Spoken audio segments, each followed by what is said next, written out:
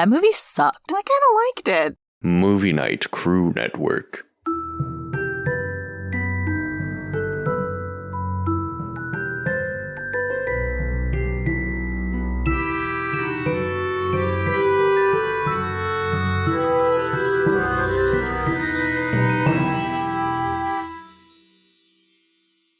Welcome to the restricted section where we don't always talk about Harry Potter. Proof. Just buckle up for the proof. I'm your host, Christina. I'm super excited to be joined today by our friend Zach from over on My Cabbages. Say hello to the listeners, Zach. How's it going, listeners? And they say, great. Okay. And I'm really excited because we have a returning special guest, our friend Adal Rifai from over on Hello from the Magic Tavern and Hey Riddle Riddle. Say hello to the listeners, Adal. Buckle up for the proof, babies. So much proof. Yeah. So much proof. Just get 80 proof. Just get ready. We do like things other than Harry Potter, and all those things are coming at you presently. But before we get there, how have you been, Adal, since the last time you were on the show, which was like Check's Watch, like maybe 2 months ago, maybe like 3 months ago? Your watch has months on it? Yeah. Sign me up for one of those. It does, actually. It's like the blinky thing from Men in Black. It's got months and years. It makes me forget everything. So now I'm struggling to remember, I got married since we last chatted. Woo! Congratulations. Whoa. Thank you so Snaps much. for the bride and groom. Yeah. Her name is Gemma. She's a figment of my imagination. Oh my God. That's beautiful. That's so cute. But if it's real to me, then it's real. There you go. She's a hologram like Krieger and Archer. I've never watched Archer. Yeah. Oh, really? Oh, Okay. I know what you're talking about, Christina. Okay, well, thank you so much. Because I'm cool and cultured. I'm so taken off balance because anytime I've heard somebody mention holograms in the last 15 years, it's always been Tupac. So I applaud you for finding a new reference point for holograms because it's been nonstop Tupac, and I'm happy to have a shift in the speech. Adal, can I interest you in a show called Star Trek? Yes. Oh my God. I'm listening. Holograms. Zach, spoilers for the episode. Yeah.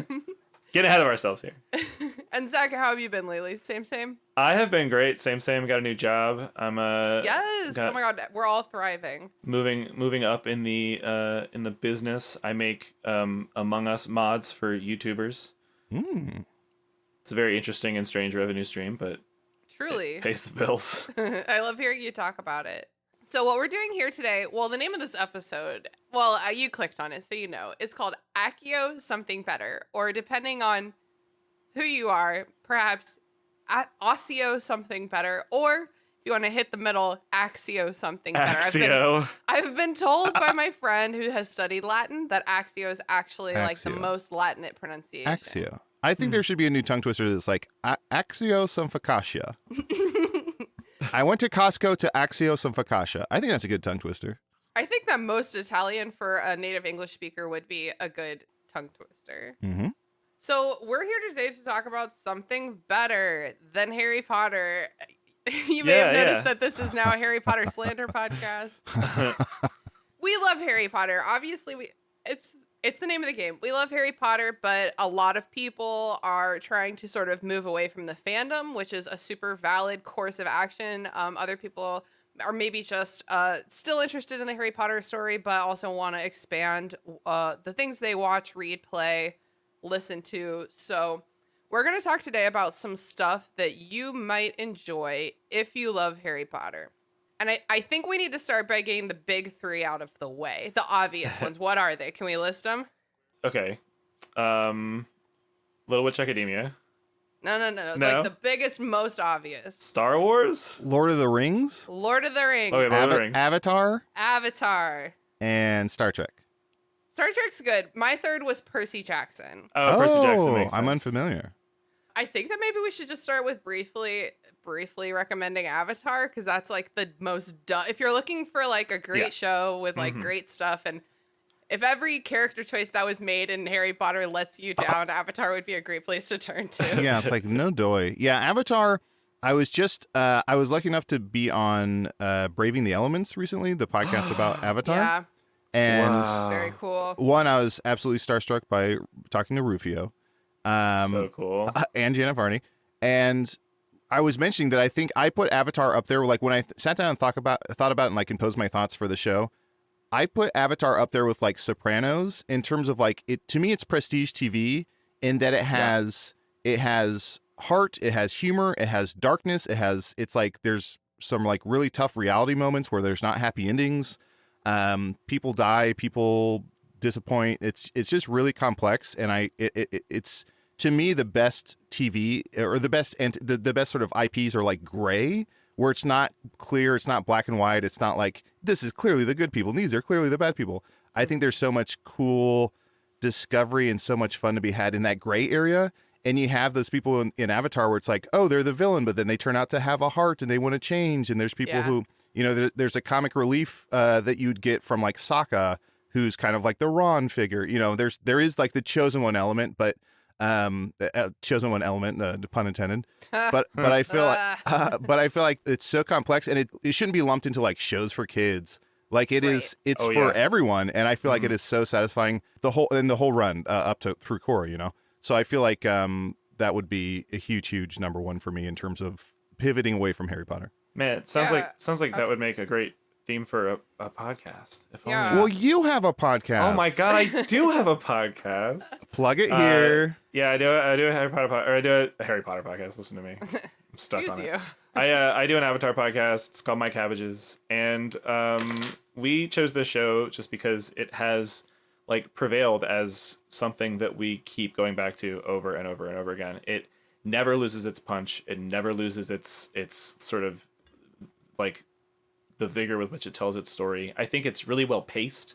There's a couple of moments in the first season that maybe drag a little bit, but like everything is just moving. And if it's an episode where we take a break and we have a little side quest, then we learn something about the characters. Yeah. Just like Harry Potter, you've got, oh, what's that? But I'm going to miss my 4 houses. Well, dear listener, there are in fact 4 categories. There are 4 elements that people are, they're in different countries for. But, you're saying you miss that you have 2 like male characters and a female character as like a buddy like trio? Well, I have some good news. Avatar has that as well. But let's be clear. The comic relief and the intelligent woman will not end up together. No. They are siblings in Avatar. It's more of it's almost like a Star Wars situation where you have Luke Han. Where it's like what you said, Tina, that like it's what the Deuteragonist, the main character, his best friend, and some bitch. But in this, that some bitch is Sokka. Yes. I like it. And if you thought Hedwig, Buckbeak, Dobby, all these little creatures are super cute, wait till you get a fucking load of Appa. Wait till you see these fantastic beasts, all right? Yes, right? Yeah. All of the animals are so cute in this. Hey Mom, wanna see how Azula feeds turtle ducks? Appa is maybe my most beloved animal character in history. Appa is just perfect. I have a stuffy of Appa and I snuggle him. He's so great and so powerful and so lovable. Yeah. He's almost like a little, not a tip of the hat, a little wink of the eye to the bus cat from the Miyazaki my neighbor that's Totoro. So funny because I have a stuffy of Appa and the only other stuffy that I have is Totoro. Oh. You have more than just those 2. Don't lie to me. Oh well, I have the catacorn, but I don't cuddle her anymore. That'd be gross.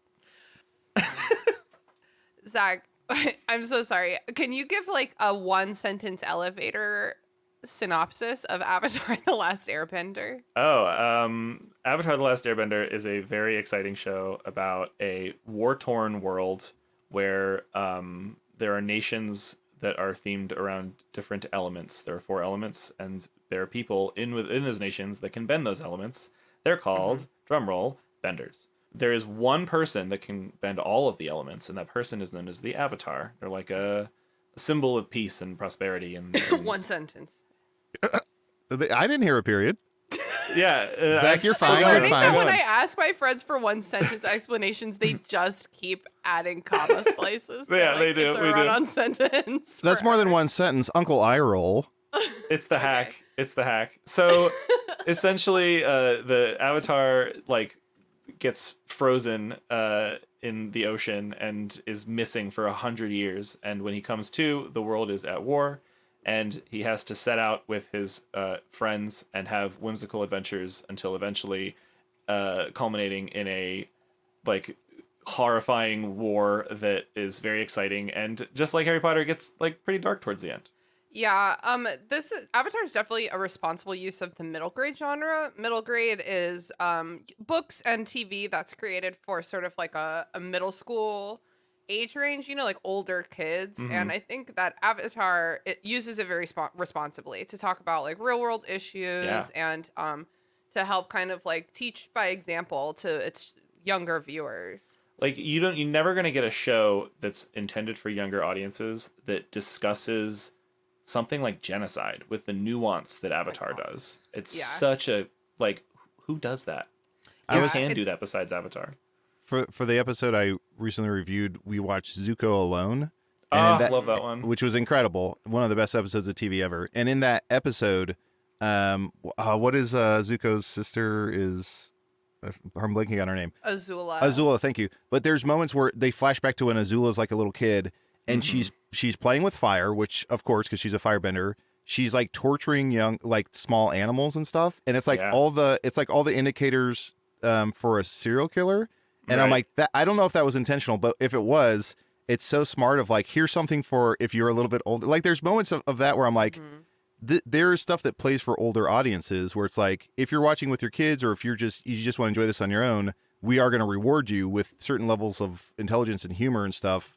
That's not just like playing for kids, much like something like Bluey, which I love. It's like they play to the top of their intelligence and there's something for everyone. Mm-hmm. That's awesome. There's layers to everything. Yeah. And no scene is a wasted scene. There's like not a single scene in that show that like doesn't have value.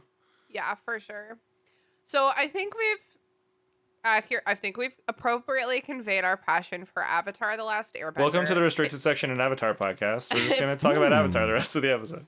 If you need any more convincing, go listen to any episode of My Cabbages, maybe one of the more recent ones. Christina, were you a recent guest? No, but we do joke about like don't go to the beginning. Go to a more recent episode. Right. Because we're so much better than we used to be. I see. I'm sure Braving the Elements, Zuko Alone, was a better episode than ours was. Mine was Alex had to go on a trip, and so I just got drunk and recorded it by myself, and I was Zacko Alone. It's very cute. Yeah. Very good. 10 out of 10 episode. So since we're talking about middle grade, I'll just briefly talk about Percy Jackson. The water will give you power. Zach, have you read Percy Jackson? I forgot. I've read the first two because I had to for Eldest Gods. You're right. Yes, exactly. Adal, have you engaged with Percy Jackson at all? No, I've definitely heard of it, but I know there was recently a musical on Broadway, and I'm a big Broadway guy, so I was like, maybe I should check this out. But then I was told maybe not to. But I've heard great things about the musical. Oh, okay. The books are really excellent, but they are kids' books. Gotcha. Movie? No. Yeah, no, don't go there. They're fun bad. If you like bad movies, they're fun bad. Oh my god, they turn me into the worst kind of, but in the books person. I don't like to be that person. But basically, Percy Jackson is another middle grade media. It's, as I mentioned, it's a book series. They're developing a TV show that they're I think they finished casting for that, and they're starting to film, which is really exciting. And it's sort of similar to Avatar. It kind of takes like a and you have to with middle grade, I think, like a tonally bright perspective on a story where it's like it's like we can do this and we're all in this together, and it's like friendship first and like everything else will fall into place. It also has the yearly structure of like the summer camp instead of like the school. It's like the same basic yes, it has the yearly structure like Harry Potter does.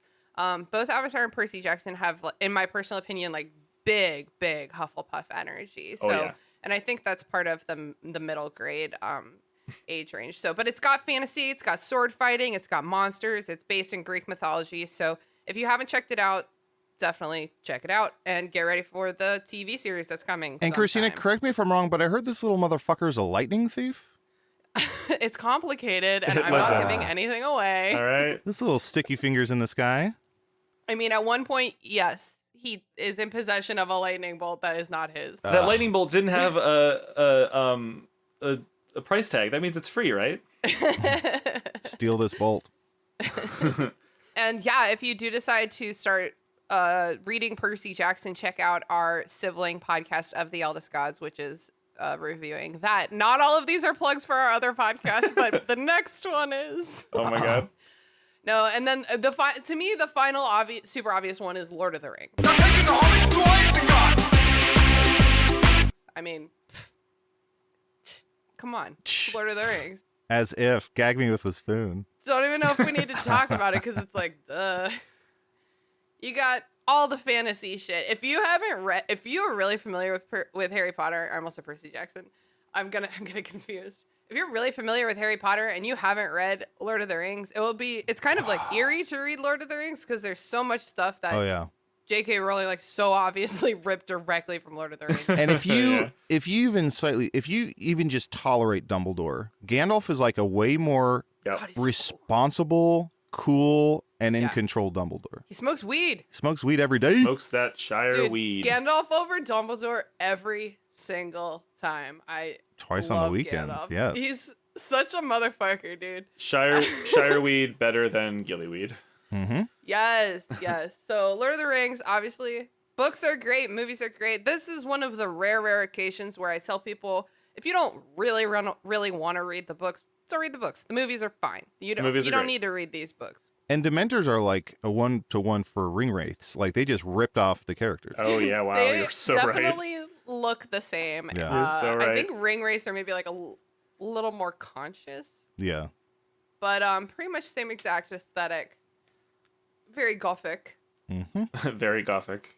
I'm sorry. So, Lord of the Rings. And if you decide to check out Lord of the Rings, check out our friend podcast. Well, that's what I'm talking about by Mary Clay. Woo. Okay, and I'm done with the plugs. We just happened to cover, me and my friends just happened to all have podcasts about, I think, some of the most obvious fantasy media out there.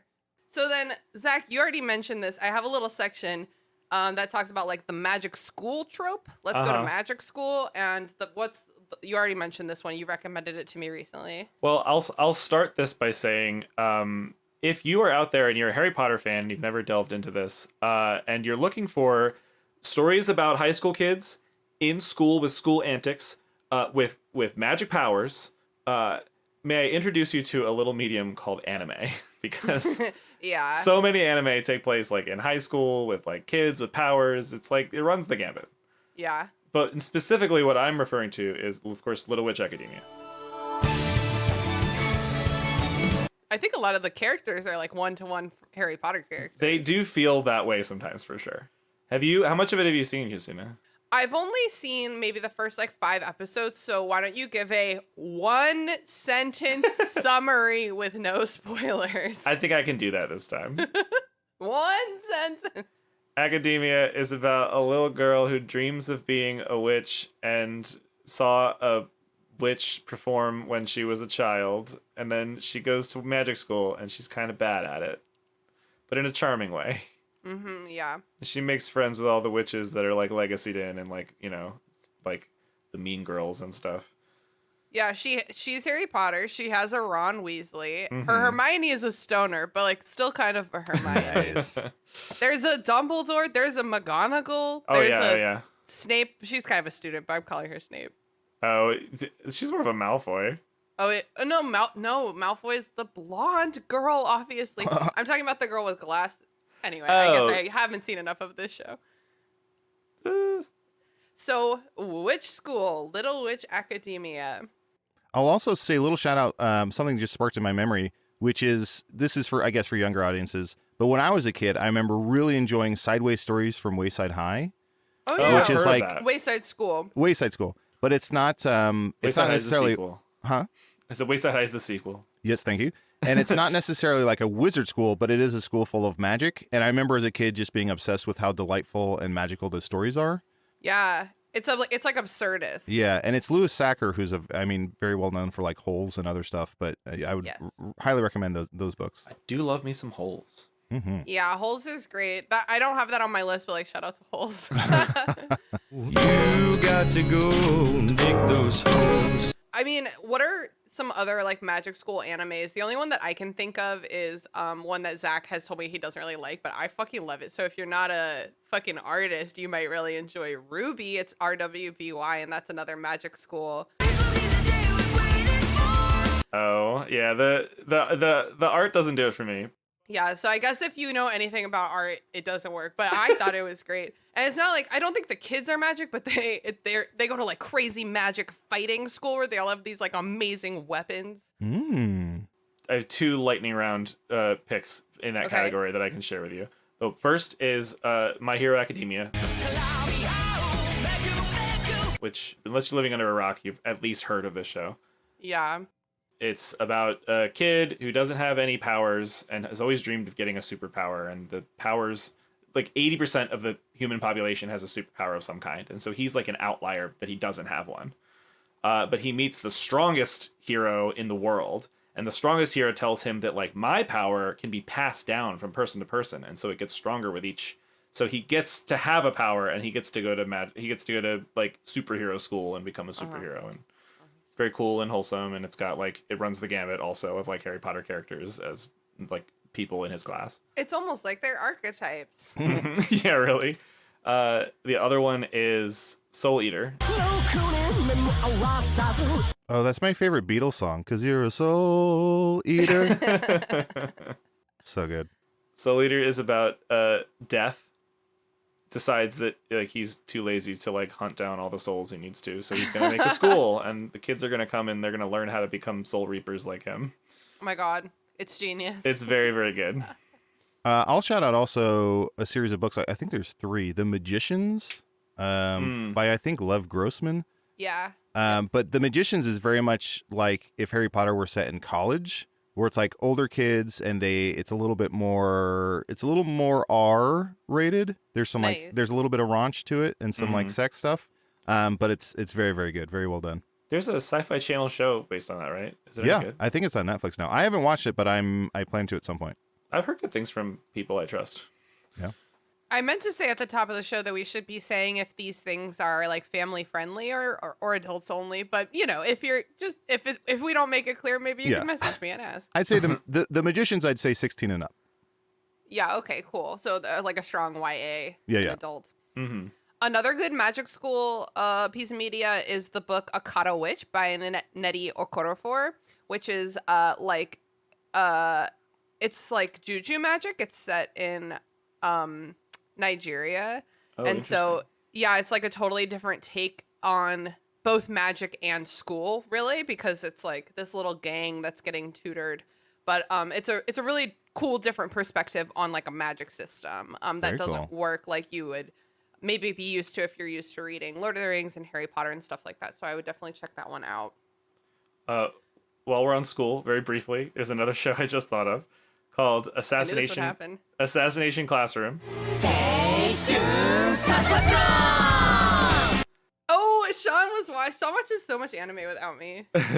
So Assassination Classroom is about this like planet destroying alien that basically comes to Earth, and the alien is like, you cannot do anything to touch me. You can throw nukes at me all day and like you wouldn't kill me.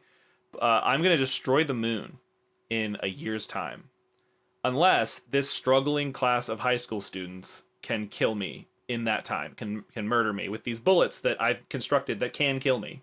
What nonsense. And so the kids have to like work together to try to assassinate their teacher, but also their teacher is a genuinely really good teacher that just really cares about all the kids in a super wholesome, like Robin Williams kind of way. Like it's such a bizarre Captain, tone. my captain.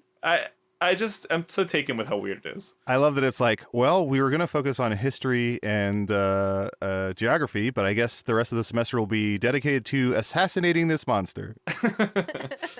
My lesson plan is out the window. They still have to pass their history exams, and damn it, the teacher's going to help them with it. Oh my god. That sounds like a lot to deal with in one school year.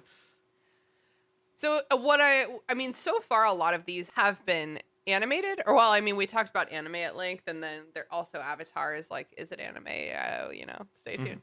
But I think we're kind of seeing here, especially since we're a lot of these are like fantasy, is that it's maybe easier, maybe like more effective to represent the fantasy genre through animation. I feel like you can do watching Avatar: The Last Airbender. It's like, wow, you can do so fucking much with animation. Yeah, it's timeless. It always looks exactly how the artist intended it to look. Yeah, and then like on the flip side, you have something like Harry Potter, where it's like In the movies, every spell is just a green bang. Bang, bang. What you do, kids, you're gonna point your wooden stick at someone and you're gonna furrow your brow. And that's magic. That's magic, baby. My next little list item is magic children. I don't have anything too crazy in here, but like magic children who aren't in school, I guess. This one's really silly. I don't expect either of you to have seen these, but especially if you have small children, I do really recommend the Tinkerbell movies. Come forward, Tinker Fairies, and welcome the newest member of your talent guild, Tinkerbell. Oh, Alex would lose her shit if she found out you were referencing these. They're extremely fun. Wait, this is like a straight up spin-off of Peter Pan, that Tinkerbell? Yes, Okay. they're I think that they were like straight to TV. I don't know if they're like Netflix or whatever. I'm gonna post a link in the show notes to like a blog post where I'll list everything we talk about in this episode and where you can find it. But the Tinkerbell movies are like pretty solid to watch as an adult, honestly. Like, and they're just very cute and fun. There's maybe like 5 or 6 of them. And if you just like magic children running around a field I'm becoming a tinker, whatever. It's adorable. Tinkerbell, fun fact, is played by Katara. Great. I failed for the 3rd time in a row. At this rate, I should get to the mainland right about... Oh, never. Whoa, I Mae didn't Whitman, know that. yeah. Cool.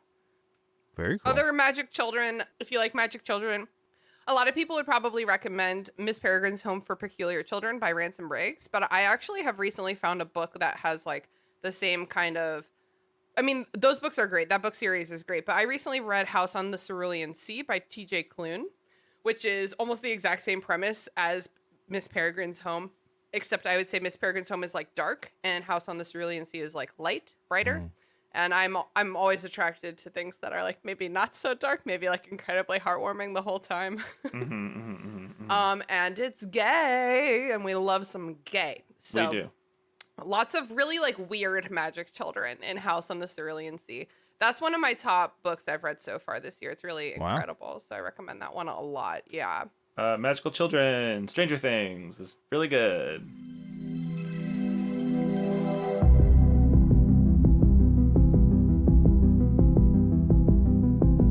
Oh yeah, I can't believe I didn't put that on my Magical Children list. And that by the time this comes out, it will have come back for its 4th season. Yeah, or at least the first part of it, right? I think they did it in 2 parts.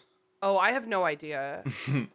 Thank you for telling us that. I thought it should have ended at season 3. I thought season 3 was a good ending point, but We'll see. We'll see what happens. we will see what happens. Yeah, Stranger Things is good. We're not gonna describe the plot. It's Stranger Things. It's on Netflix. Watch it. Yeah, Stranger Things is particularly ubiquitous, I think, in the last like 5 years. Yeah, it was gonna be like, oh, Star Wars, A little short for a stormtrooper. but like, what kind of fucking Harry Potter fan like hasn't seen Star Wars? Yeah. My next section on our list is the chosen one trope. So like Alright. Star Wars is in there. It is. You're right. It's Anakin who is the chosen one, right? Yeah. You're meant to bring balance to the Force, Anakin. So I fucking love Star Wars. I have the high ground. If you haven't watched it, watch it. Except you can skip episodes. Well, you can skip the most recent 3. I would say that the rest of them are worth watching. I'm a Phantom Menace stan. I don't know about y'all. It I is love Phantom Menace. super entertaining. I'll say that. Very I would- entertaining. It's not great. It's not great, very but it's entertaining. very entertaining. I would honestly say that looking back on the 3, Phantom Menace is the one that I had the most fun with. Yeah, actually, the one I've watched the most, literally more than any other Star Wars, I've watched Attack of the Clone. Attack of the Clone. I always get it confused with Clone Wars. The fact that always makes me incensed is that like that kid that was Anakin was like bullied so relentlessly that he'd like stop acting. Well, that sucks, but they did make him a really rapey character, really young. Like, it's not... Anakin's super creepy in that movie. Yeah, What yeah, does he says to Natalie Portman, he's like, "You're an angel" or something like that. It's really That's really in Phantom weird. Menace? Yeah. No, that's cute. That's when he's little and it's a different actor. And You're he's an like, angel. No, "Are I you was an talking about angel?" the little kid in Phantom Menace. Oh, Oh, that kid got bullied that much for Yeah. being adorable? I know. I assumed you were talking about Hayden Christensen Jake because Lloyd? he looks very bullyable. I'll say and again, this is just going from my childhood. I don't know how many people have seen this, but there was a Disney Sword in the Stone that I grew up loving.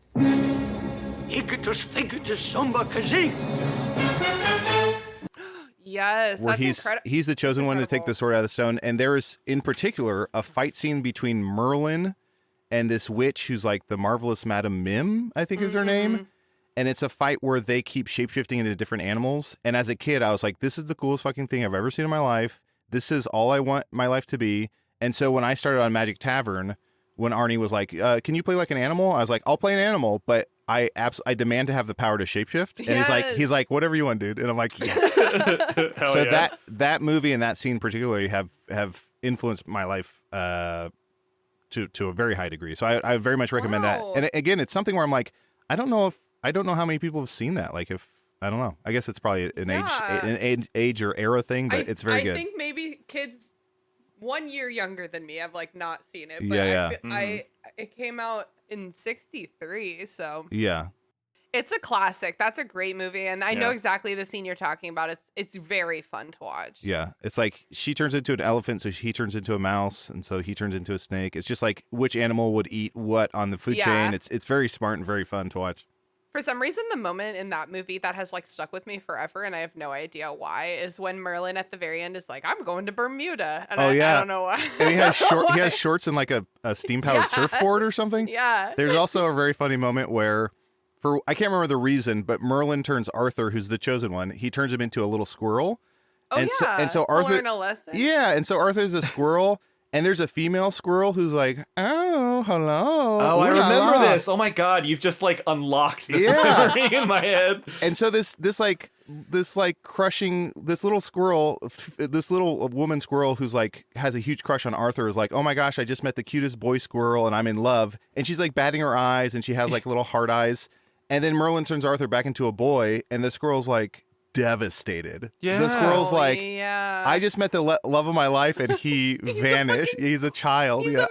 Yeah, it's like the flower that sees its reflection in the brave little toaster. Oh yeah, it's like the what's brave going little toaster leaves Yeah. and the flower just like dies. Yeah. Oh, Is it's the so brave sad. little toaster a chosen one trope? I don't think so. He's a so. rise to the occasion. Yeah. I was gonna take the chosen one trope and combine it with big puff energy and say Steven Universe. Are the crystal gems? Oh yeah, okay. Tell us a little bit about Steven Universe. One sentence. Steven Universe is about a little boy who has like sentient alien rock parents, and a dad named Greg. Classic. And he owns a car wash, and they live in this cute little beach town, and they have like little adventures with the townies. But then there's also this like deep space, big, high sci-fi story going on in the background. But mostly the focus is on like these little characters in their little beach village. And Nice. the tertiary characters in that are so great. Like They're all terrific. Onion, and there's just so many characters where I'm like, all these characters are fantastic. The lion, I forget the name of the lion he has, but it's Lion. oh, it is lion. It is Lion. Yeah, it's so. It's like the opposite so of Alan fun. Dracula. Yeah. I think maybe we should we could talk more about all the chosen one stuff I have in my list is fucking dumb shit you've already seen already, like Star Wars, The Matrix. I True. want to talk more about I know we have some more like adult animation or like maybe like cool kids animation. Yeah, I mean, you just brought up Alan Dracula, so I would say maybe one of my favorite things I've watched in the last 5 years is Infinity Train.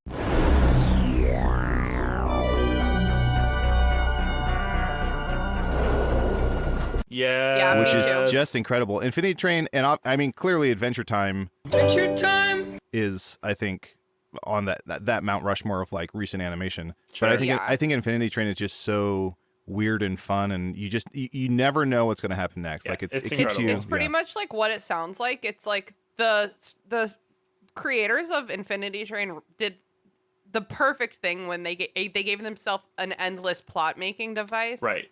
It's like this train that goes on infinitely, and like every room is different. And is it sentient, or like is someone in charge here? It moves around, like the train kind of like moves its cars around and does its own thing. And like, is it in a parallel plane? Sure, but like you can pick it up in the real world.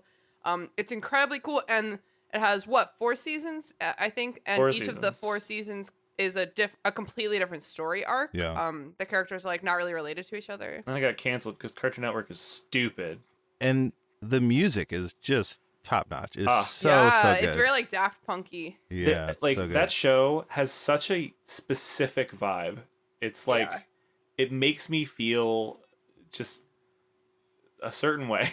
Yeah, let's just say that Zach was recommending it to me for a long time, and did. eventually he came to my house physically and physically put it It was on like, my you're TV watching this show himself. and I put it on. And I was hooked. And I still haven't rewatched it, but I definitely need to. I think it's the kind of show that you could really benefit from watching twice. It changes when you know like the stuff that you learn Yeah. in like seasons 3 and 4. Exactly. And then I think, Adal, you had emailed me about Over the Garden Wall. How the gentle wind beckons through the leaves. Yes. I love that show.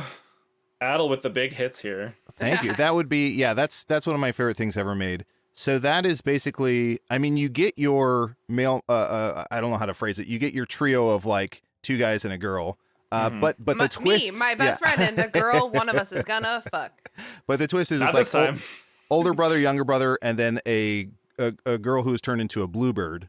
But it's basically like, it's similar to the last, to the end of Harry Potter in terms of it's like the 3 of them traversing forests and like the unknown and like going to these weird towns where they interact with wild, weird, supernatural communities, and they get sent on little missions. And there is this omnipresent darkness. There is this like looming, terrifying darkness figure in the shadows who's like out to get them, and they have to stop him and everything. And the voice cast is stellar. It's like you get your John Cleese is in it, BB Newirth, Elijah Wood. It's the runs the gambit. Who's Doc Brown? Christopher Lloyd is in it. Like it is just, I mean, truly one of my favorite. The Beast! The Beast. One of my favorite things of all time. I cannot recommend it enough.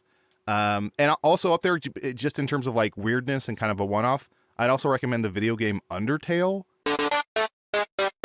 Undertale's a really good one. Undertale gives a very similar vibe to Over the Have Garden we all Wall. played that? Yeah. Nice. But it's just those are 2 things that are, I'm like, I cannot stress highly enough how great they are. I knew, I was like, this is the perfect trio for this episode because I feel like we have so much overlap. Like I think we all have really similar interests in like nerdy sci-fi, fantasy, and adult animation, pretty much. But yeah, Over the Garden Wall, like it skirts the line between like quaint, spooky, and like legitimately terrifying.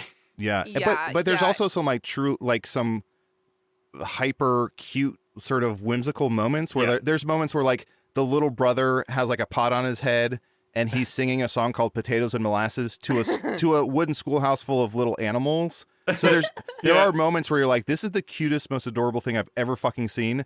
And then the very next scene, you're like, oh, there's this wolf made of tree oil who's trying to eat a baby. Like, it's just terrifying. Or Auntie Whispers. My sweet child. Has anyone come here today? Nay, Auntie, not a soul. Then no one shall be devoured alive tonight. Nay, I pray not, Mum. Whispers. Auntie Whispers, voiced by Tim Curry, is the single most terrifying entity ever put to screen. I think the scene in the first episode that really sells it for me is when they encounter the bluebird, and the bluebird's like, "Hello, hi, I'm a bluebird. How are you going?" And Elijah Wood's just like, "Nope, that's not real. Birds don't have that amount of brain space. Like they can't physically develop speech." So it was Over the Garden Wall. Was that a Netflix original or was that Cartoon Network? It was Cartoon Network. It's by a guy, Patrick McHale, who was an Adventure Time producer or artist or something. I think that everyone sort of knows what they're getting into when you recommend to them like a Cartoon Network animated show. Yeah. So Pendleton Ward was involved, I think. Oh, maybe.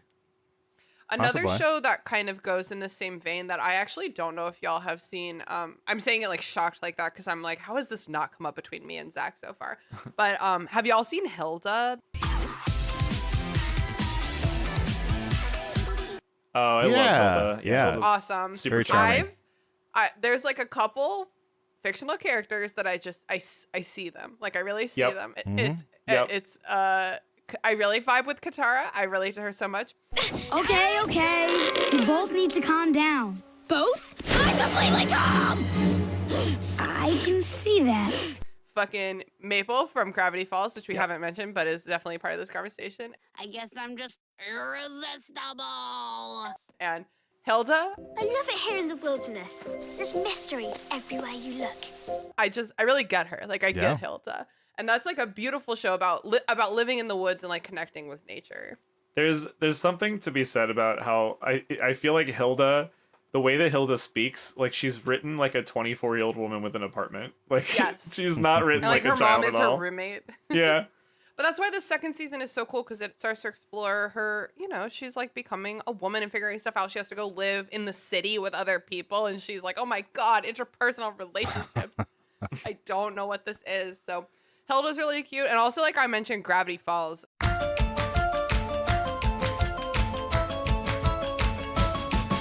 I think we're just hitting all of our favorite, so good. Gravity Falls. I mean, that's Gravity Falls is great. Fantasy in the woods.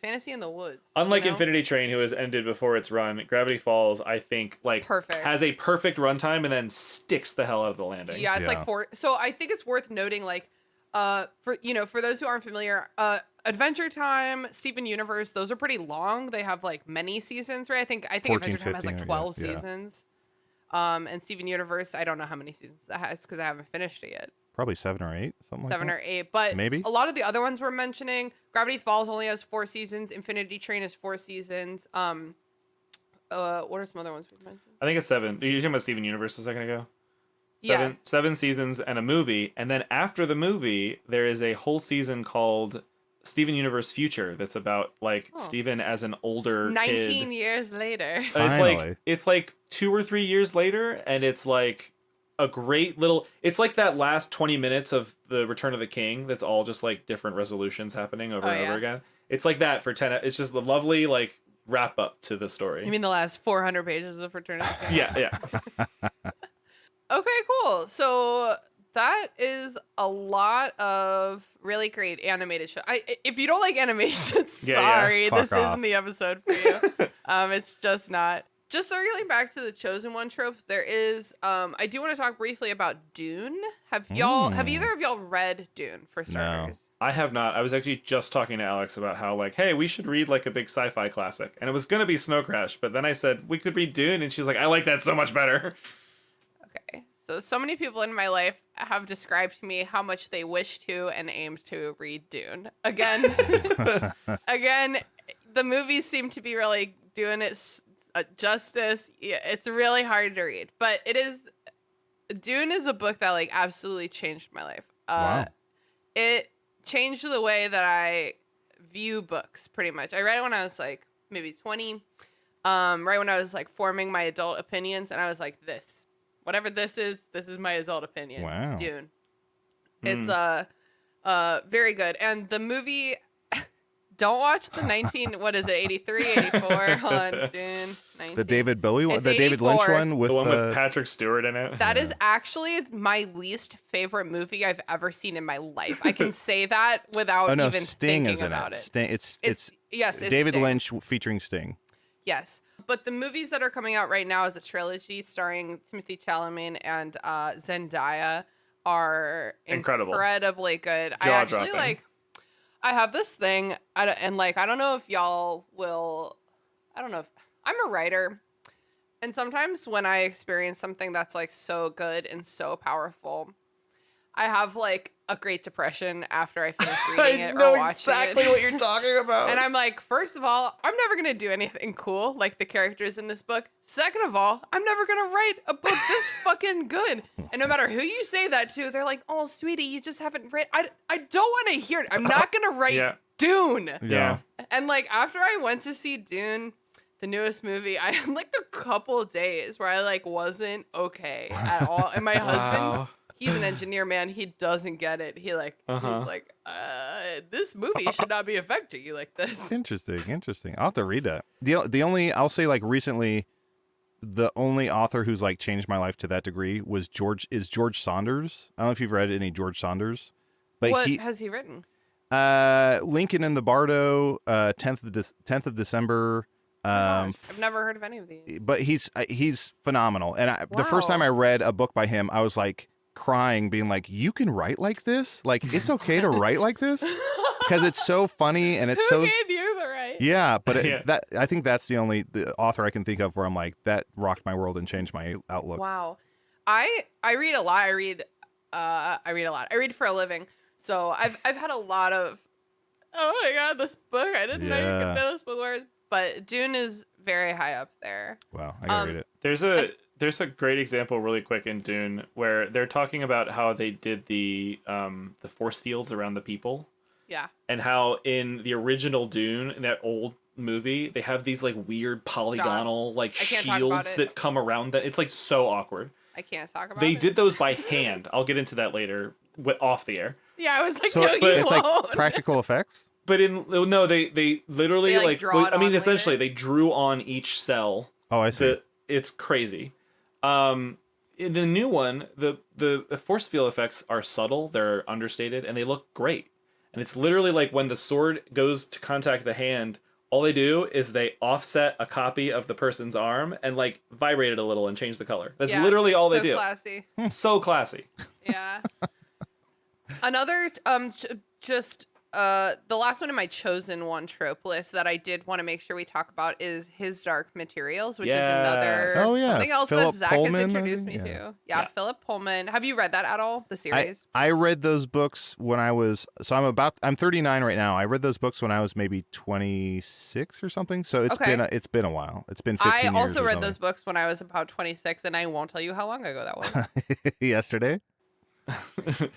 I haven't read them since probably college. I think I reread them in college. When did you read them for the first time, Zach?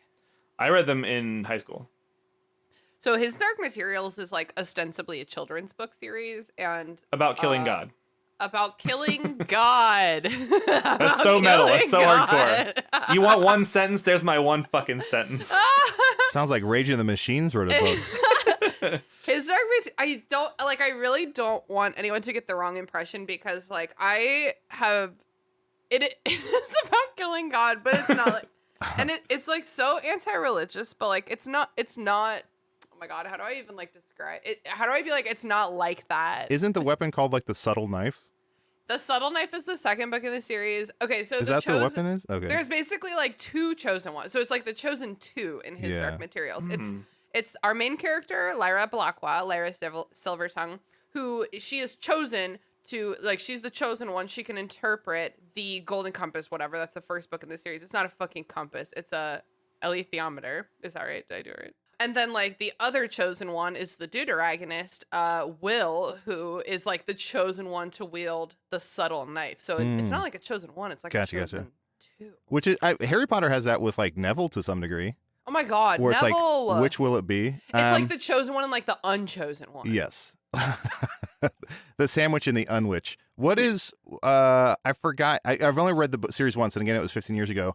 I love that. I think each person has their own little animal creature connected to them. It's like animagus. What are they called? They're called demons. Demons. I believe they're obviously spelled like they're pronounced Damon. But it's basically a Patronus, but it's like, a Patronus, but they're always around, right? Yeah. So like, when you're a kid, your Damon can like shapeshift, a la Chunt from Hello from the Magic Tower. Thank you.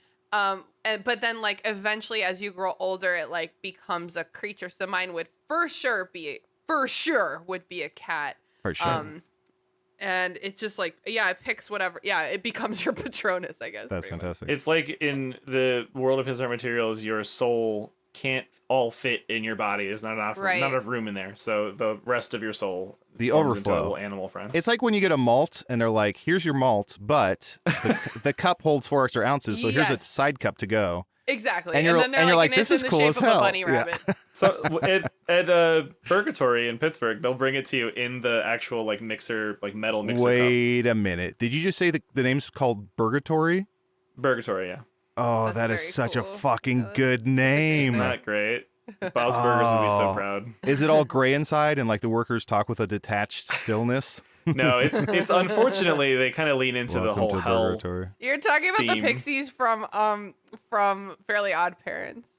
Oh, I've never seen it. It should be the What? medium You've never place. seen Fairly Odd Parents? No. Should I have? No, it's okay. It's okay. I think. I'm so sorry. Maybe I'll check it out. Is I it? just assume everyone's seen every Nickelodeon cartoon. Is it something you need to have grown up with, or do you think I would appreciate it? I do It's actually a hard think. question to ask. I do actually think The answer. Fairly Odd Parents you need to have grown up with. Yeah, I it's, don't think it would it's appeal fueled to you mostly like by cold nostalgia. turkey. Maybe like a couple episodes would be like entertaining. Yeah. But There's stuff I grew up with where I'm like, I used to watch like Darkwing Duck or Doug or Rocco's Doug Modern was set Rocco's here Modern in Life. Richmond, Virginia. Oh, really? But Yep. there's stuff like Rocco's Modern Life where I'm like, it's growing up. I'm like, this is amazing. And then like 5 years ago, I told someone to watch it, and they're like, this is unwatchable. And I'm like, Yeah. oh, okay, I'm sorry. So have y'all seen His Dark Materials TV show? No. I know have there's a seen the movie, right? First Oh, season. That was HBO? There was a movie that I don't really. So here's the thing. Yeah. Oh my God. If you want to hear our thoughts about the movie, check out My Cabbages because we did a bonus episode. Check out our Patreon, My Cabbages. Well, you We did have a release it Patreon. on the main feed. Did We you? did. No, we did recently release that Okay. episode on the main feed. And they made an HBO show with like Lin-Manuel Miranda, right? So yes, Yeah. exactly. They made a movie, and like the movie's fine. You can watch it. It's not like an Avatar situation, but how dare you? There is also a TV show, and what I say to you is, if you watch the TV show, you don't need to read the book. If you only watch the movie, you should read the fucking books. Don't only Gotcha. watch the movie. Yes. The movie is not representative Gotcha, tonally. But the TV show is doing a great job. 2 out of 3 seasons have been released, and it's doing an incredible job. I just genuinely love Philip Pullman's prose. There was a moment in my high school days when we were coming home from Florida. It was like a 14-hour drive or something.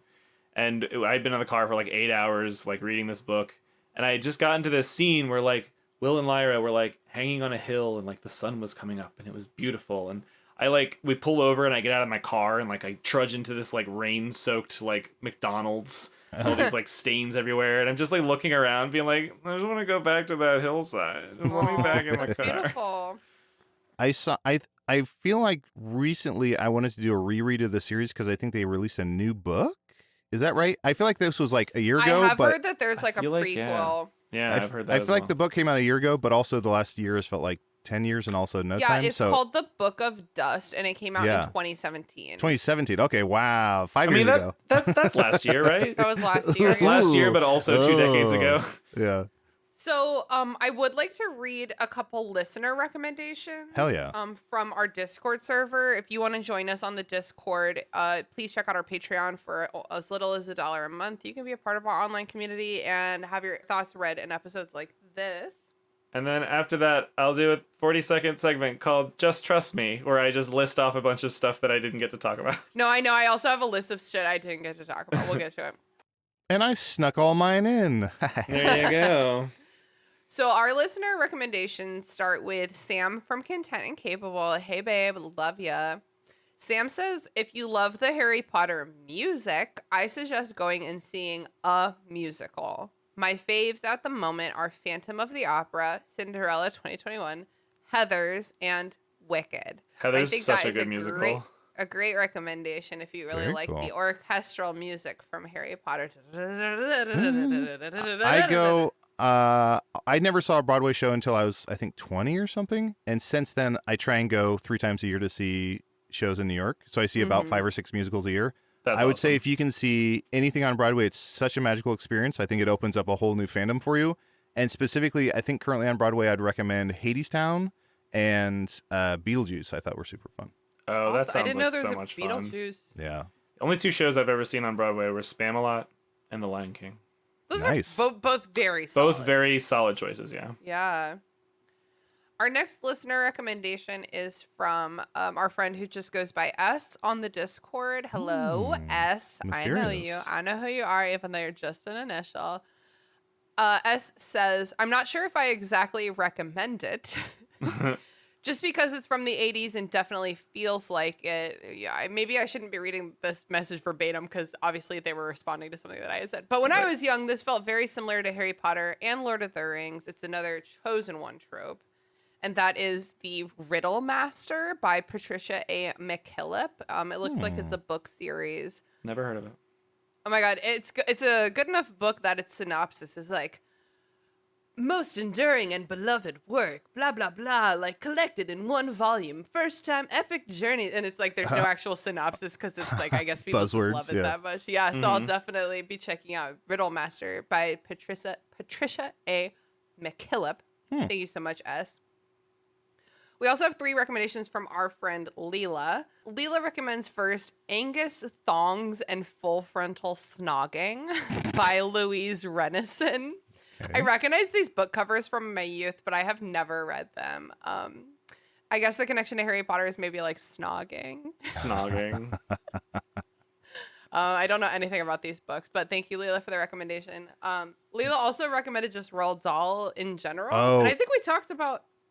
Oh, no, we were talking about Louis Sachar earlier. Yeah. But Roald Dahl is also... Any Roald Dahl and any Shel Silverstein are so fucking good. And I'd also say, I don't know who the author is because I haven't thought about these since I was in like 8th grade. But when I was in junior high, there was a series of books.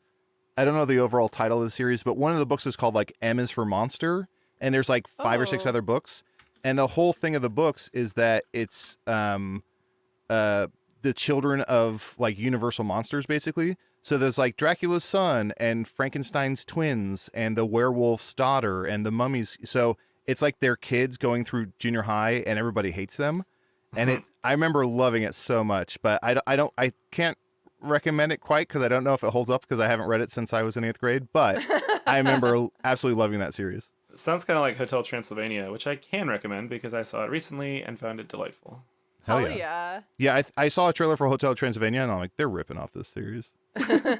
Yeah, so Leela recommended Roald Dahl in general, and like I just want to talk about something briefly. Like this episode ostensibly conceptually started as like if you want to move away from Harry Potter because it's problematic and the author is problematic, here's some options. Oh, good call. For sure, Roald Dahl is problematic. I'm sure that some of the other creators that definitely like, you know, J.R.R. Tolkien probably had his moments, but like I think a big key point here is that Roald Dahl is dead. Oh, I wanted to mention anything by Lovecraft. Lovecraft is dead, and I think that's like a really important distinction. Yeah. Is that we don't want to be financially supporting like a living person who is actively propagating terrible stuff. Yeah, Voldemort. Roald Dahl is dead. J.R.R. Tolkien is dead. You can join J.R.R. Tolkien's fandom. He will never say anything bad about trans he will never be shitty on Twitter. He doesn't know what a trans person is because he's dead. He doesn't know what Twitter is either. The last thing that Leela recommended is one that I wholeheartedly agree with. The movie Willow. Have y'all seen that? It's been a while, but yes. Yeah, I have seen Willow. I actually saw Willow last year. I think Alex turned me onto it. Film starring a young, fucking sexy Val Kilmer. Oh yeah, and Warwick Davis. Warwick Davis and a young, is sexy Warwick Davis. He is young and sexy. He is. Val Kilmer as Mad Mardigan in Willow did something to me because I never saw Willow until about a year ago. We watched it for the movie night crew. Oh my god, watch me plug every single. I did. That was every single podcast on this network. I did it. Isn't there a moment where there's like a sheep who's like Willow or something? Like a sheep trying to get his attention, or he gets turned into a pig or something. I remember really liking it. Willow is a fantasy dream. Like it's so good. It's Ron Howard. It's about like Willow is Warwick Davis is Willow, and like he finds a baby, and like they need to get the baby somewhere, and Val Kilmer is just the definition of the bisexual gaze in this movie, and like. I don't know what else to say about it. I will do like a group watch for that movie with anyone at any time. I feel like mentioning that movie makes me also want to very quickly run through. You should also check out Return to Oz, which is phenomenal. Oh, I heard that's really trippy. It's so good and so weird and dark. And then I'd also say Flight of the Navigator is really fun. Flight of the Navigator is great. And Neverending Story. And, oh my god. Those are all great. I'll tag Labyrinth on there too. Oh yeah, Labyrinth. Shout out to Labyrinth. These are all very similar energy. So those are all of our listener recommendations. So I thought maybe we could do just like a 5-minute just rapid fire like things that we haven't mentioned yet. Mm-hmm. Maybe The Last Unicorn. Great. Last Unicorn. I have on my list Unicorn Store, which is completely different. That's funny. I got one, The Blameless, which is a book by E.S. Christensen. That's another middle grade novel about my random recommendations that I couldn't figure out where to go on my list, I sorted them into houses. So the Blameless is big Gryffindor energy. It's so funny that I know it's called middle grade, but it just sounds like it's like middle of the road. It's like not good, not bad. No, it's for middle and children. I want to mention very briefly, Bobaverse, the Bobaverse. We Are Bob, We Are Legion is the first book. It's about a man who dies and gets his brain cryogenically frozen by some company. Wakes up like 2 centuries later, and they're putting his mind into a robot or a probe that they can then shoot into space, and he goes into space and explores space and makes copies of himself, and all the copies have fun little personality quirks and stuff. And that's cool. It's a really weird high concept sci-fi thing that's just really neat and fun. And because he's a dork, like one of the copies names himself like Riker after Will Riker from Star Trek. So nice. There's like a lot of like tongue-in-cheek stuff going on. I'll say for some Slytherin energy, nice. the books as a child that introduced me to like darkness and like really fucked up tales is a book series called Scary Stories to Tell in the Dark by Alvin Schwartz, and then the art is especially potent. That was done by a guy named Stephen Gamble, and if you just look at the art and the pictures in these books, it is mad. It is wild how crazy and cool and weird and good they are and terrifying. That's awesome. Oh my God. I didn't know the art was like that. Yeah, for a while they banned it because it's so detailed and so. I mean, when I first read the first book, I had nightmares of one of the pictures. It's a picture of a woman with like a huge line for a mouth who like looms over your bed. I had nightmares about her for like 8 months, but for a while, for maybe 8 years, they banned Stephen Gamble's art because it was ruining kids' lives. And then eventually they relented and brought back the original art. But if you just Google Stephen Gamble, Gammel, I think, and Stephen Stephen, I believe. Oh my God, I see the picture. But his art is just so perfect. It's so Thanks, dark. Adal, I'm haunted now. Oh my so God. dark and weird. Yeah. I've definitely seen this before, but that's okay. Wow. I want to plug next something that is tonally much lighter, and I would hazard a guess that all three of us have engaged with this, but we haven't really found a good way to talk about it. Breath of the Wild. Oh yes. That's the most recent Legend of Zelda game. Is that right? Or I think they're working on the next one. Breath of the Wild. It's on Switch. They've been working on it for a minute now. Yeah, it's on Switch, and isn't it on something else? It's on Wii U as well. Wii U, which I don't know what that is, and that's fine. Breath of the Wild is a beautiful open world Legend of Zelda game. I love fucking Legend of Zelda so much, and I loved it before Breath of the Wild, and Breath of the Wild just like gave me galaxy brain about the whole universe. Yeah, it blew the formula wide open. Yeah, absolutely. So good. It was just like some open world games where like I on paper, I always love the idea of an open world, somewhere that I can just explore and go here and go there, and what's over here and what's over there. Yeah. But so often, an open world just means that like it's a mile wide and an inch deep. Whereas I think Breath of the Wild is constantly like reinventing itself. You're always finding cool new things. I haven't played it in a minute, but there's like an area of the map that's like all sand, and there's like sand dolphins or something. The Gerudo Desert. I don't remember sand dolphins. But there's a creature that like keeps popping in and out of the sand, and if you grab a hold of them, you can like basically like bobsled on them. Oh my God, that circles back to Dune. Yeah, oh my God, that's in Dune. It's so cool. Yeah.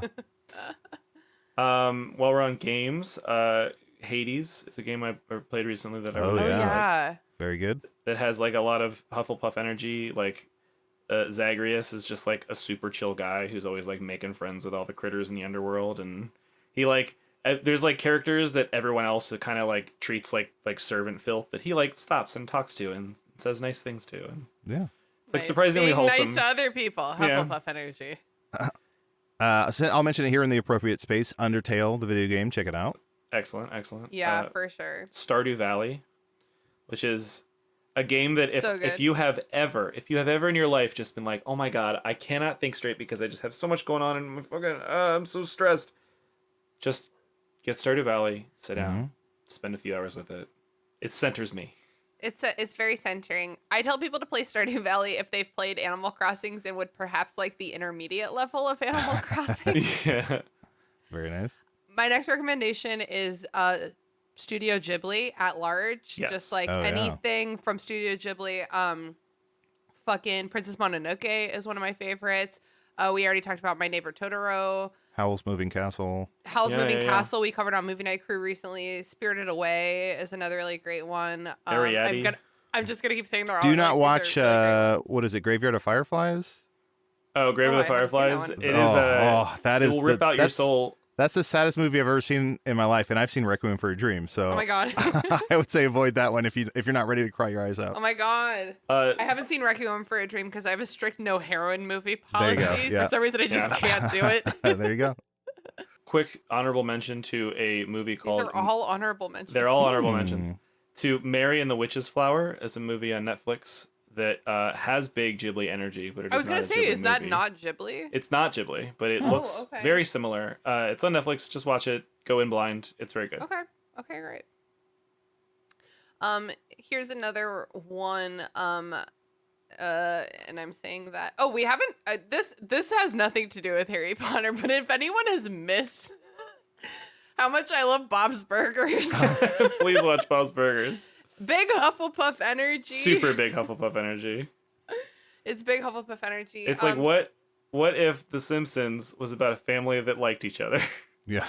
Right, exactly. It's like all of the original adult animation, but as if they liked each other and were like mature adults. Mm-hmm.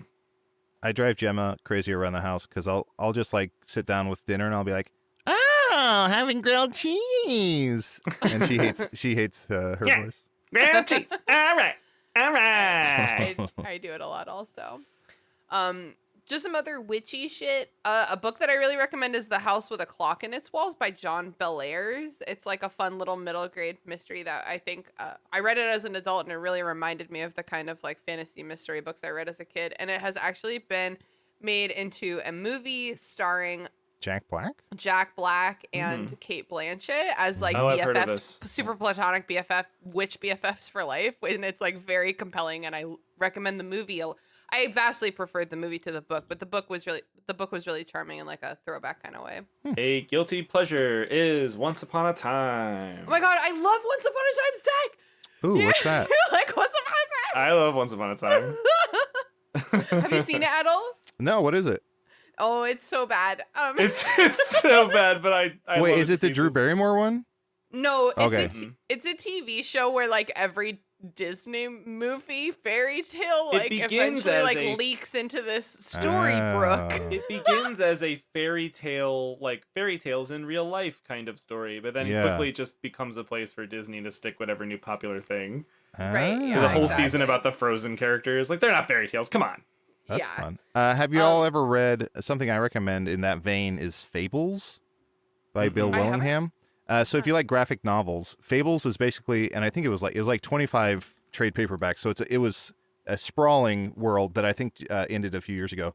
But it's called Fables, and basically the conceit is every single fable or fairy tale you've ever heard of is true, and they all live in an area of New York City that's like hidden by a glamour to where people can't see them, or they can choose to let people see what they want. All the animals, like the 3 little pigs and all the big bad wolf and or whatever other creatures, Humpty Dumpty, they live in a farm upstate in like Hudson Valley so that the humans don't accidentally see them. But I'm sorry, I mentioned Big Bad Wolf. Big Bad Wolf is the main character. He lives in New York and he's a detective and he has to solve, there's been like a murder. I can't remember who's murdered, Snow White or someone's murdered. And so he has to solve it, and he has to go through all the different, he has to check in with all the different characters and see what they know. And like Jack Be Nimble, Jack Be Quick is like a menace. I'm definitely going to read that. But it is so well done. And it's just like it's almost like a film noir with your favorite fairy tales. It's really well done. You know what that reminds me of? Sounds like Hoodwinked mixed with I was going to say it reminds me of Hoodwinked. What's Hoodwinked? Hoodwinked. Wait, I have to look it up. Little Red Riding Hood, I assume. Hoodwinked is a 2005 animated film that looks like a 2005 animated film. It's got that VeggieTales like animation style. Now, let's be honest. This is a 2005 animated film that looks like a 2001 animated film. Like it's dated even when it came out. It was dated. The animation is so bad, but the story is so charming, and it's almost the exact same premise. Where like I guess it's just turning the trope on its head, and like the fox is the wolf is a journalist, and he's like an investigative journalist. So he's very similar to like a detective. I'm gonna huff and puff and blow this thing wide open. Hoodwinked is so fucking good. It's probably one of my top 5 animated films. Wow, I'll have to check that out as well. I'm making a little list. I want to talk about a game that's very special to me for a lot of very, very special reasons, and that is Dungeons and Dragons. This is a great thing, I think, to end this episode on. Mm-hmm. So let's talk about D&D a little bit. Dungeons and Dragons, if you're not familiar, but you've seen Stranger Things, what's wrong with you? They play it in that show. But Dungeons and Dragons is like a game where you're basically working together to tell a story. And so one person kind of comes up with the world and the threat and the conflict and all the tertiary characters. And the group of other people are playing characters in the world. It's like improv, but less stressful because no one is watching. Yeah. And it's more guided than regular. Yeah, more improv. guided. Yeah, it's like improv with math homework. I got literally I'm in a campaign with Zach that Alex runs, and yesterday we leveled up, or I guess the day before. It was yesterday. Monday. Whatever, it doesn't fucking matter. Yeah, And I like ripped I hit my pipe like 5 times consecutively, just getting really ready to go into the imagination zone. And then Alex was like, "Okay, so everyone leveled up. Let's go ahead and do that math." And I was like, "Oh no." Oh no. And I was like, Tina, it's okay. You just have to take your proficiency bonus and you add it to your modifier for your constitution. And like she was already gone. I will say there's maybe no greater thrill in life than when you roll for something and you succeed. Like when you get a high roll, when you get a natural 20, it is pure just dopamine, just like, this is the best feeling. The only natural 20 I won yesterday was on running. I did like a Tom Cruise run. Like, I can't stop. You know, he has that little toit run because he's only like 5'5" and his body parts don't move very far. And I rolled a 1 and couldn't walk up a hill. Dungeons and Dragons is the most fun I have ever had in my life, period space. Like, it's Dungeons so fun. and Dragons. I agree. It's like writing a book, but less stressful. It's like playing a game with your friends, but more fun. It's like doing improv, but less. It's like a beautiful. People will talk you through step by step if you play with your friend who's even just slightly more experienced than you. It's amazing.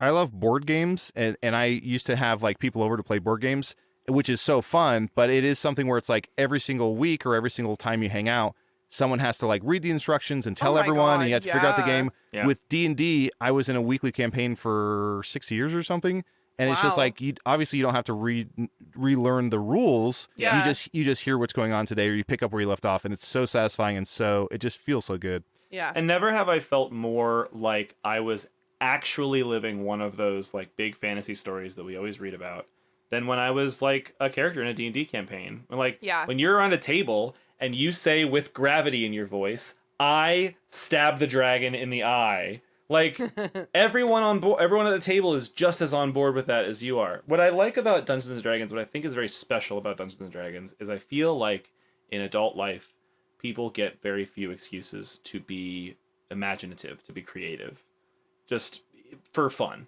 Mm-hmm. And so I think that like that little bit of theater and performance mixed with like the genuine creativity of like, oh, this is how this scene's going to play out is so valuable.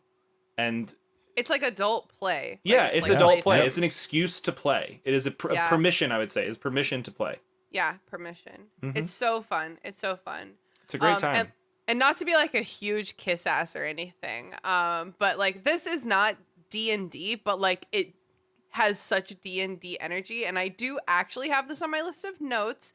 If you want a fun, raunchy, rowdy fantasy story to follow, I do really highly recommend Adal's podcast, Hello from the Magic Tavern. Oh, Yes, thank you so much. Because Thank you. it feels like you're watching a D&D campaign. But like a nonsense one with no plot line. Yeah.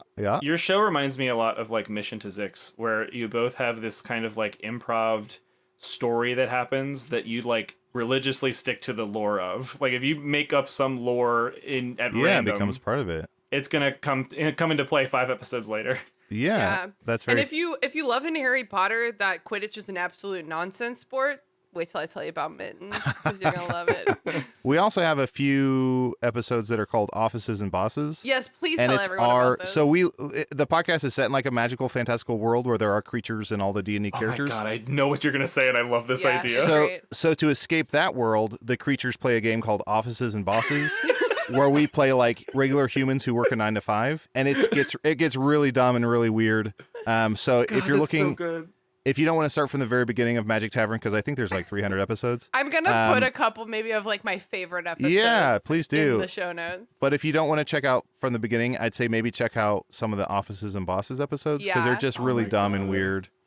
Yeah, I recommend it wholeheartedly. I think at least at the beginning, I don't think I've listened to all of the Offices and Bosses episodes, but I think at the beginning at least, Chun is like a temp, right? I'm gonna start listening to those tomorrow. They're very funny. Very dumb. You like roll a 1 and like jam the copier. That's just so good. I think in one episode I play a 1-inch baby named Danger Lagrange, maybe. Danger Lagrange. Yeah. That's the other thing about D&D is you gotta have a great name. Oh yeah, gotta have a great name, because otherwise you're stuck with it. You're stuck with it. No, you're not. We can all always change whomst we are and what we're doing. My partner has made the best D&D name ever, and it was actually in a game of Fiasco. It wasn't even in a game of D&D, but this person's was a chef named Dijon Valjean. Which I just think is terrific. Shout out to you, babe. Oh, I forgot to turn my face away from the microphone when I laughed really hard. So, that I think leads us very neatly into plugs. Are y'all ready for plugs, or are there any final shout outs? I feel like you gotta get out there. wait. So after this, we're gonna do plugs. Oh, we're gonna plug our stuff. Usually, plugs is like, what have we been watching? It's like we've just been doing that for the past hour and a half. We just told you. Please don't make us repeat it. I would be remiss if I didn't mention Alex's number one most emphatic thing on this list, which is a book called A Great and Terrible Beauty by Liba Bray. Liba Bray! Oh my god, Liba Bray is one of my favorite authors. Sorry. She loves that book. I've never read it. I don't really know what it's about, but Christina's crying. I can't stop singing his praises. Wait, hold on. Let me check if that is the book I think it is. Oh, great. Let me just make sure it's the book. Okay, no, it's not the book I'm thinking of. But Liba Bray did write this other book that I love a lot called Beauty Queens, which is Lord of the Flies if it were women. And let me tell you, it goes a lot better. You're describing Yellow Jackets. It's not Yellow Jackets. It's better than Yellow Jackets. Wasn't there another one that Alex said, or did we mention it already? I feel like we were chatting about it, Zach. Oh, we talked about podcasts, but I want to mention the Adventure Zone and Dungeons and Daddies, which are both really... Oh my god, Dungeons and Daddies, we should have mentioned in the same breath as perhaps Hello from the Magic Tavern, but, you know, Dungeons and Daddies is an actual D&D podcast. Hello from the Magic Tavern simply carries that energy. Yes. Yeah, we get listed on, like, there'll be lists of, like, the top 10 best D&D podcasts, and we're on there, and we're like, we're not a D&D podcast. No, here's the thing. You guys are a D&D podcast. If someone could just set D&D free for math, which is all I ever want for D&D is a math-free version. Yeah. That's what y'all are But doing. we don't roll die. We don't do any of that, except for the Offices and Bosses episodes. But Dungeons and Daddies is very, very good. Now, in Offices and Bosses, funny. do you actually play the game, or are your characters just playing the game as like part of the improv? We actually, we bring in like a DM who created it, and we roll die, and we have stat sheets, and we truly play it. And, That's so good. Yeah. So it's not just like I guess this happens, or it's not even Adventure Zone where like Travis is like, yeah, I just rolled a 16, whatever. Wow. I feel like every roll in Adventure Zone, Travis is like 16. Yeah. And I think he admitted that he fudged it. Yeah, he admitted that he fudged his rolls. Oh my god, the drama. Never. Okay, so wait, are we ready? Restricted section, a drama podcast. I'm ready for plugs. Yeah, sure. Time for some plugs. Adal, where can people find you on the internet?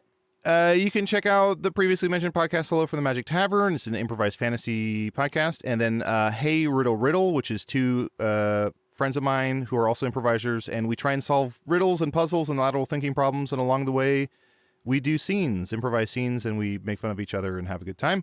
You can find me on Twitter and Instagram at Adal Rifai, spelled ADALRIFAI. Awesome. Yeah. And I am going to add, we always do plugs at the end of the episode. So maybe something that's like totally unrelated. Like maybe if you listen to like a political podcast or like something that like definitely didn't come up in the Harry Potter related conversation, like anything to recommend to our listeners that you've been enjoying recently, but haven't had the opportunity to bring up so far? Yeah, something I'll mention that would not have come up in this typical discussion is I just read a book called Comedy, Drama, and it's a autobiography by Bob Odenkirk, who I think is such an unsung hero in the comedic scene and like has done so much for sketch and for improv. You might know him from Mr. Show. You might know him as Saul Goodman from Breaking Bad or from Better Call Saul. Okay. You might know him as the dad from the newest version of Little Women. Perfect. Yes, crushed it. He's been in a ton of stuff, but the book is so well written, and I love anybody he's just so knowledgeable about the history of comedy and sketch and improv, and he's just so self-effacing and just very smart and articulate, and it was a phenomenal read. So if you're interested at all in comedy, sketch, improv, anything, even just like comedic movies, I highly recommend you check out his autobiography. Awesome. Thank you so much. Yeah. Zach, what about you? Where can people find you on the internet? I am one of two parts of My Cabbages, an Avatar podcast. We have a Twitter at My Cabbages, or at CabbageCast. The email is at My CabbageCast. We talk about Avatar. We go. You're on Instagram now. We're on Instagram at My Cabbages or at Christina, My CabbageCast. Christina, I'm not a doctor, but I do want to talk to you about your coughs. It seems like you're speaking in your coughs, and it's kind of coded language. I can't quite make out the words. So sorry, I do have a bit of allergy. It might be like a whooping cough. Yeah. That's right. Twitter, Instagram, email. We have a Patreon. It's great. If you like Avatar and you've ever listened to sort of goofy watch-along podcasts like The Greatest Generation, for example, we have a show that's, sort of similar to that. I'm sure you've heard of it. The Greatest Generation? At the listeners, because I talk about it all the time. Yeah, the listeners. What's something, Zach, that we maybe didn't bring up in this conversation that you would recommend to our listeners? I have absolutely fallen head over heels in the past however many years it's been running for a show called The Expanse, which is based on a series of novels that I've heard are very good, but I haven't read them personally. Same. I've heard they're great, yeah.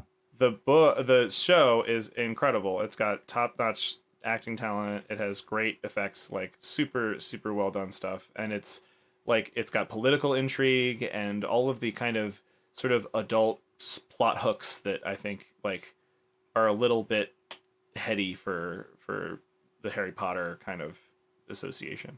I got you. Very cool. I feel you. Christina, do you have anything to plug? Oh my God. My name's Christina. I snapped my hair clip off dramatically. My name's Christina. You know where to find me. It sounds like you're about to fight someone after school. About to fight somebody. My name's Christina. You know where to find me. Parking lot at 4. Yeah, come on.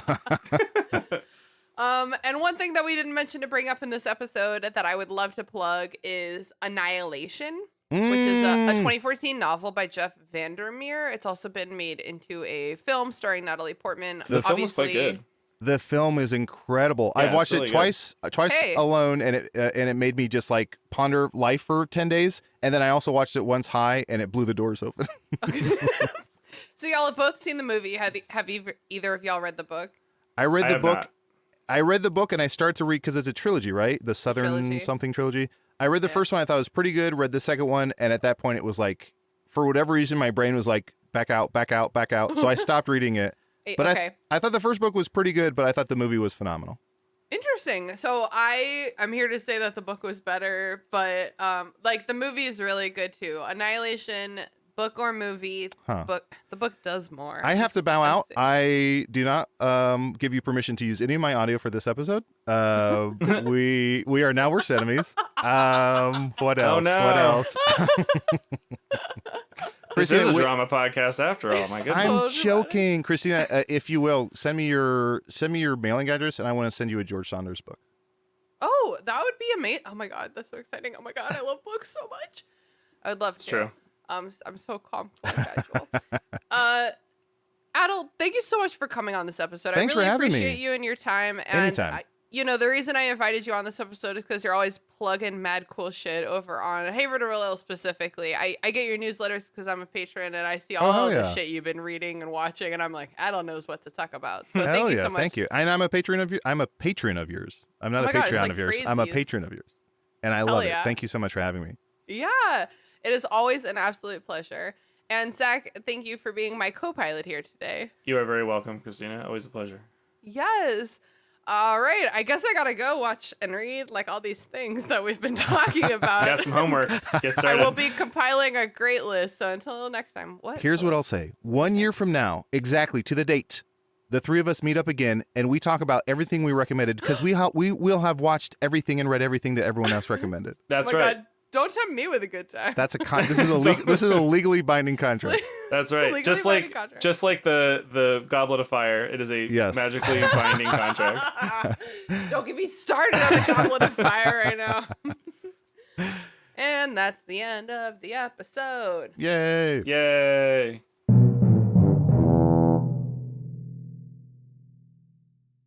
The Restricted Section is a member of the Movie Night Crew Network, which features other amazing podcasts such as its namesake, The Movie Night Crew, which is an extra chaotic podcast featuring the gang just shooting the shit about whatever movie they just watched. Alrighty. It's movie night. Grab your popcorn, grab your coffee, grab your friend, grab a cat. And let's go! Who directed this? What year did it come out? Is that girl from that show? Who wrote this? Where's the cat? Who would you rather bang? Pass the popcorn. Does this pass the Bechdel test? What about the Steve Buscemi test? Does a woman literally speak in this movie? Oh my god, a dog. This reminds me of in Harry Potter when... Are we recording? What did the critics say? It's a guilty pleasure. What's your rating? Can you be quiet? Oh my god. Movie Night Crew. It's just like watching movies with your friends. And then arguing about it after. Every Sunday wherever you get podcasts. The Restricted Section was created by me, Christina Kahn, based on the book series by J.K. Rowling. All music by Ryan Kahn. Logo by Michael Hardison. Support us on patreon.com/restricted section. For as little as $1 a month, you can gain access to our Discord community server, which is a really happy place to be. And there are other rewards as well, such as bonus episodes and Zoom happy hour hangouts. Be sure to follow us on Instagram at Restricted Section Pod, on Twitter at Restricted Pod, and on Facebook at Restricted Section Pod. Also, feel free to shoot us an email at restrictedsectionpod@gmail.com to share your thoughts, feelings, complaints, conspiracy theories, or even lavish praise. I had breakfast this morning. It was breakfast. It was breakfast, and there was food in it. Great. Okay, my levels are pretty testing? good. Yeah, I'm testing my levels. Just wanted to announce to the room that I have in fact had breakfast.